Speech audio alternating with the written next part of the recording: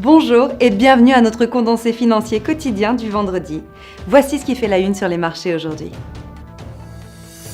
Les gains des actions financières et technologiques ont fait grimper le S&P 500 et le Nasdaq mercredi, tandis qu'un déclin d'IBM a ralenti le Dow. L'inflation entame encore les budgets des foyers britanniques depuis le mois dernier, ce qui est un autre signe que les foyers seront sous pression à l'approche des élections anticipées de juin. Le dollar-yen a affiché des gains modestes lors de la session de mercredi.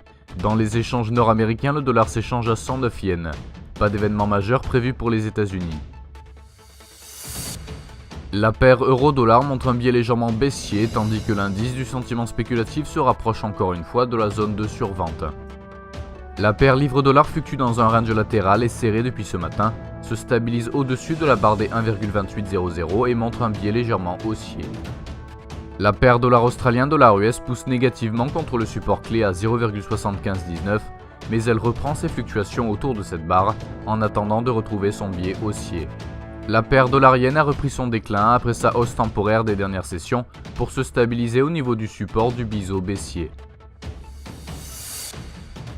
L'indice PMI manufacturier de Markit pour les États-Unis sera publié à 13h45 GMT, l'indice PMI manufacturier de Markit pour l'Eurozone à 8h GMT, l'indice de l'industrie tertiaire pour le Japon à 4h30 GMT, l'indice PMI composite de Markit pour l'Allemagne à 7h30 GMT, l'indice des prix à la consommation au Canada à 12h30 GMT et le nombre Baker Hughes de forage de pétrole aux États-Unis à 17h GMT.